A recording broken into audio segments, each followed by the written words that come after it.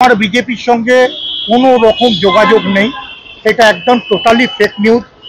দিল্লিতে গেছি মানেই এটা বিজেপির কোনো ব্যাপার কোনো না। আমি মমতা বন্দ্যোপাধ্যায়ের ভাই রক্তের জিনিস, সেখানে বিজেপির সঙ্গে আমার কোনো সম্পর্ক থাকতে পারে না।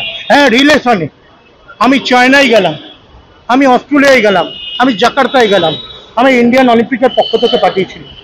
সেখানে ধরুন কোনো সময় তো অনুরাগ ঠাকুরের সঙ্গে দেখা হয়ে গেছে, কোনো জায়গায় খেলার মাঠে হয়তো জয় সাহর সঙ্গে দেখা হয়ে গেছে, কিন্তু আমি রিলেশন এমন জায়গায় পোস্ট ময়দানে তখন হয়তো কল্যাণ চৌবে আমার টিমে খেলেছি।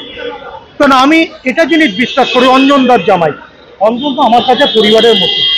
ইভেন আমি সেই জায়গায় দাঁড়িয়ে থেকে মনে করি একটা মানুষের সঙ্গে মেলামেশা করা যায়, কিন্তু মেলামেশা সবাই তো সবার সঙ্গে মেলামেশা করে। বাবুন বন্দ্যোপাধ্যায় তিনি বললেন যে আমি লোভী নই, অভিমানী, খেটে উপরে উঠেছি, কারো হাত ছিল না। মমতা বন্দ্যোপাধ্যায়ের কড়া অবস্থান এবং কলকাতায় ফিরেই জবাব দিলেন বাবুন বন্দ্যোপাধ্যায়। হাওড়ার প্রার্থী প্রসূন বন্দ্যোপাধ্যায়ের বিরুদ্ধে ক্ষোভে অনড় বাবুন বন্দ্যোপাধ্যায়, এবং তিনি বিজেপির সঙ্গে তার সম্পর্ক নিয়েও কি বলেছেন শোনাবো আপনাদের।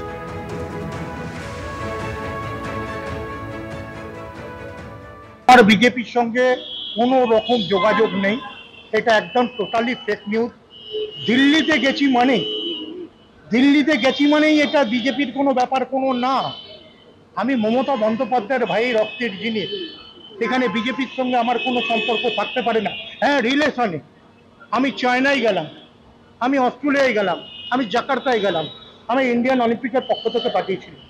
সেখানে ধরুন কোনো সময় তো অনুরাগ ঠাকুরের সঙ্গে দেখা হয়ে গেছে, কোনো জায়গায় খেলার মাঠে হয়তো জয় সাহর সঙ্গে দেখা হয়ে গেছে, কিন্তু আমি রিলেশন এমন জায়গায় পোস্ট ময়দানে তখন হয়তো কল্যাণ চৌবে আমার টিমে খেলেছি। কারণ আমি এটা জিনিস বিশ্বাস করি, অঞ্জনদার জামাই অঞ্জন তো আমার কাছে পরিবারের মতো। ইভেন আমি সেই জায়গায় দাঁড়িয়ে থেকে মনে করি একটা মানুষের সঙ্গে মেলামেশা করা যায়, কিন্তু মেলামেশা সবাই তো সবার সঙ্গে মেলামেশা করে।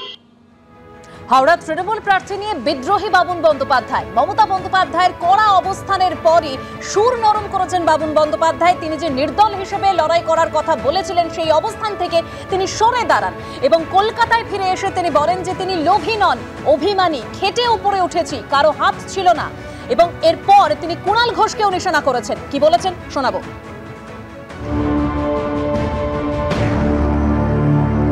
কুণাল ঘোষ এত কথা বলছে, কুণাল ঘোষ কি কাজ করেছে এটা আমরা জানি না। আজ কুণাল ঘোষ যে কথাগুলো বলেছে আমি শুনলাম, তা আমি একটাই জিনিস বলবো, কুণাল ঘোষ কত চেঞ্জ করেছে আমরা তো চোখের সামনে দেখেছি। কুণাল ঘোষকে তো কেউ কিছু বলছে না, কেন বাবুন ব্যানার্জি বললেই কি তোটা দোষ?